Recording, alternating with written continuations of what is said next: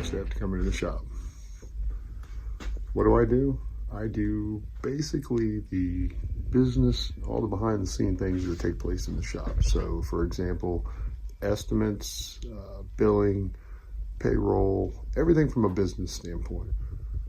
I did it for years in a different industry and started helping out here about 6 years ago or so.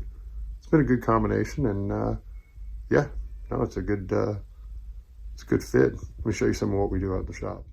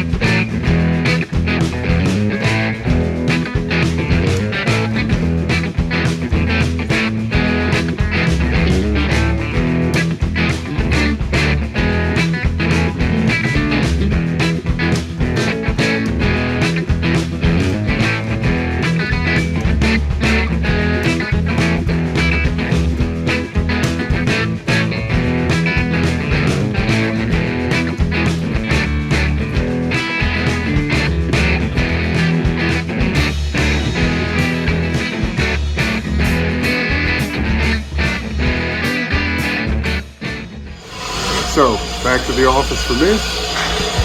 Done playing around the shop. It's time to get back home.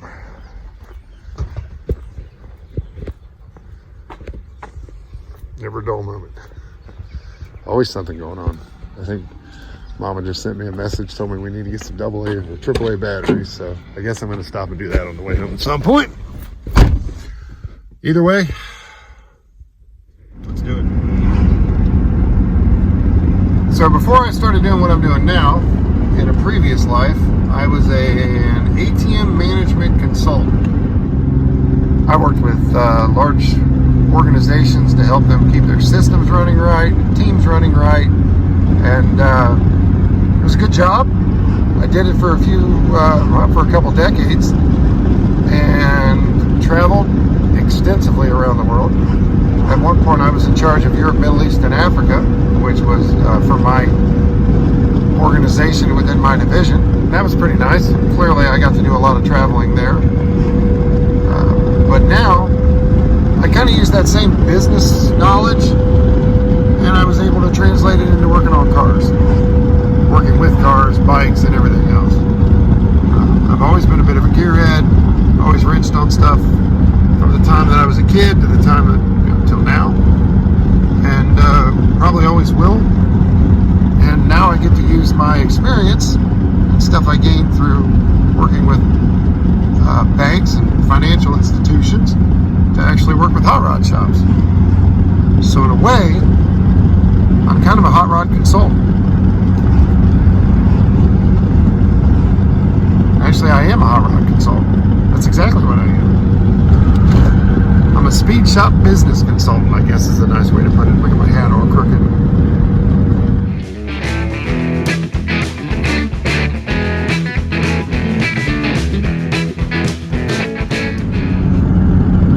Now when I say I'm a shop consultant, hot rod business consultant, I don't mean like I'm the guy that's going to tell you what filler wire to use when you're welding. I'm not the guy who's going to tell you how to align the rear end of the car, how to put everything in. I'm not the guy that's going to tell you how to jet your carburetor or anything. Nope. I'm the guy that's going to tell you how many hours your crew work.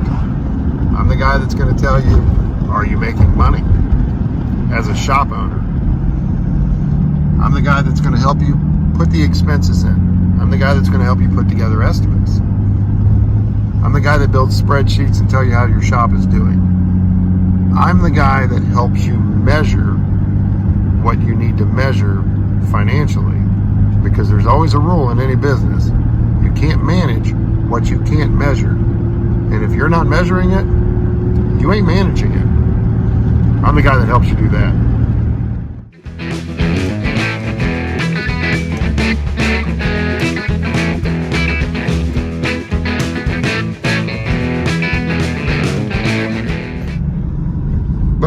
before we get home, we got a couple errands we got to make. We got to hit the post office, run by the pharmacy, and hit the gas station, hit the Speedway. Off we go. And by the way, before you say something nasty in the comments, you know darn good well these sunglasses are the bomb. Come on now.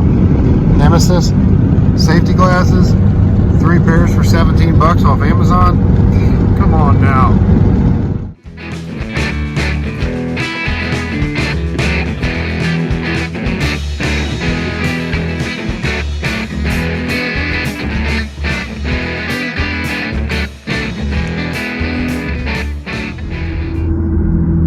This little town here is called Enon. You see the sign right there, E-N-O-N, which is funny because Enon spelled backwards is none. I like to, I don't know the real story of how the town got named, but I always like to think that they were sitting there looking at a bunch of cities, and on the map there was like a dot and it said none next to it. And they said, well, we got to come up with a name for none. This place here marked none. And the guy said, why don't we just spell none backwards? And that's how we got Enon. That's not true, but that's what I like to believe. And the post office.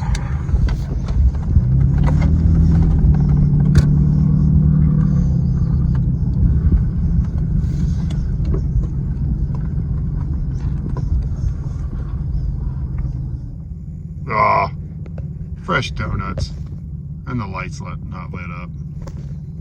They're closed. I think they need to take their sign down. Those donuts aren't fresh if they're closed.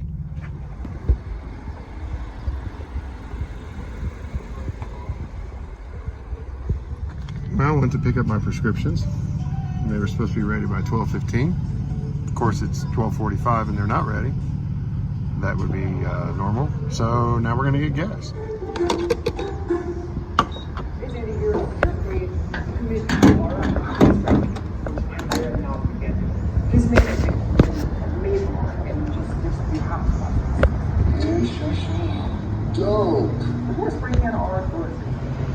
Everybody else is getting tired of TV at the gas pumps. I know I am. And I know I'm at a diesel pump in a gas-powered car. Before you lecture me on that, there's a lot of them here. Pretty much all the pumps have gas and diesel together.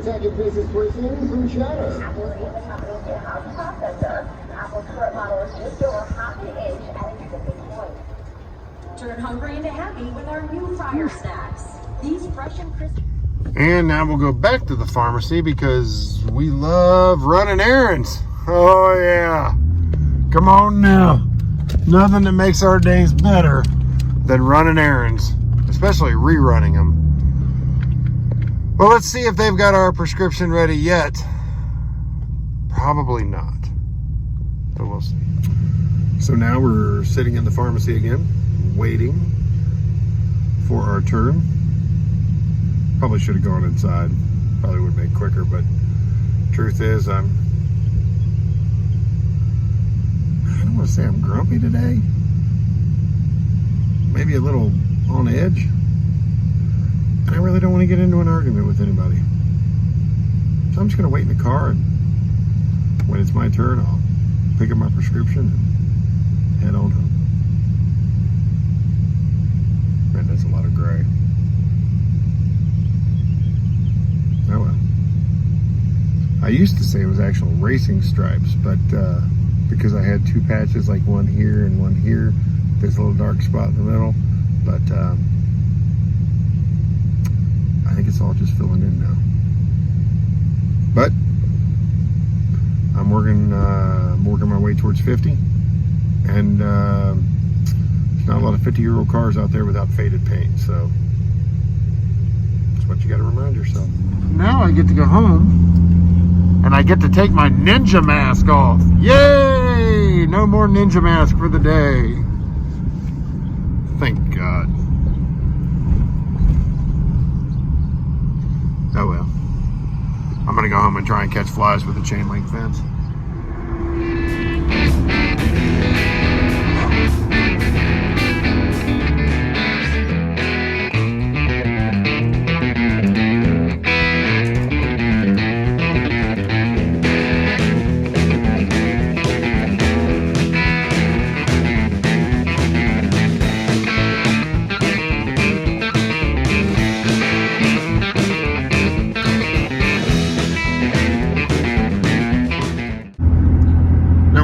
home, before I can dive into doing other stuff, I think Mama's got a little honey-do list for me, and one of them is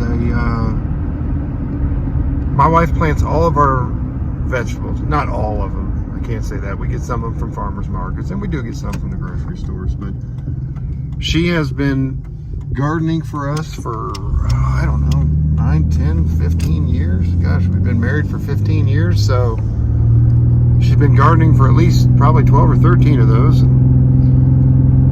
We had a nice box that we were growing some of the herbs in. It was a wooden box, and unfortunately, as things happen with wood that's exposed to water and topsoil, it kind of wears out, rots out. So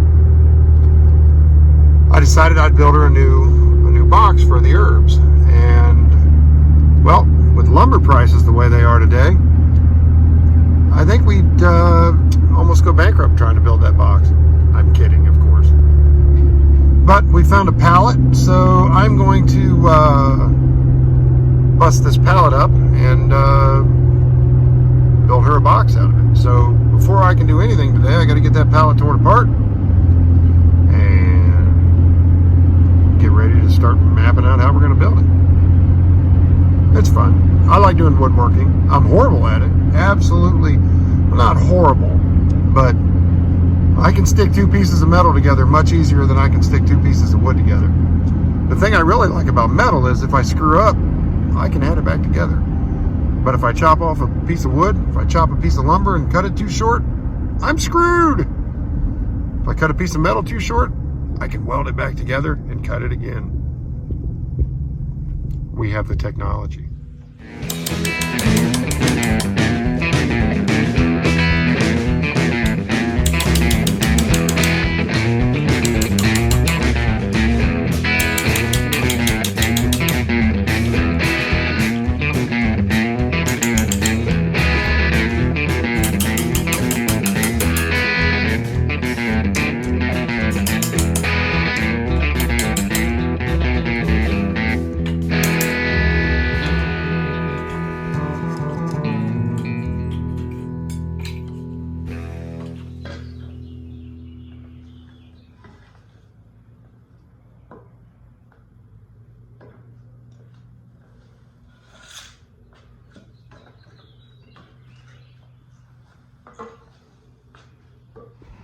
So I've introduced you to pretty much all the cast and characters of here, but this is one I haven't yet.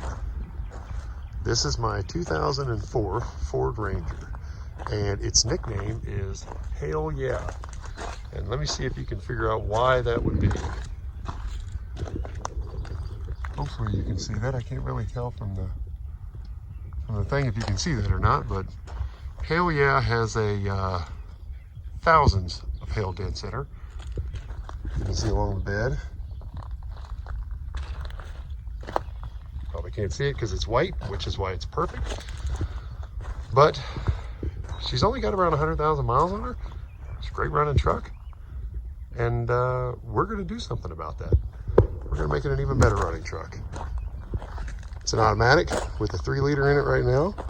And the 302, which I have shown and will be showing more, is going inside of that, along with a few other things.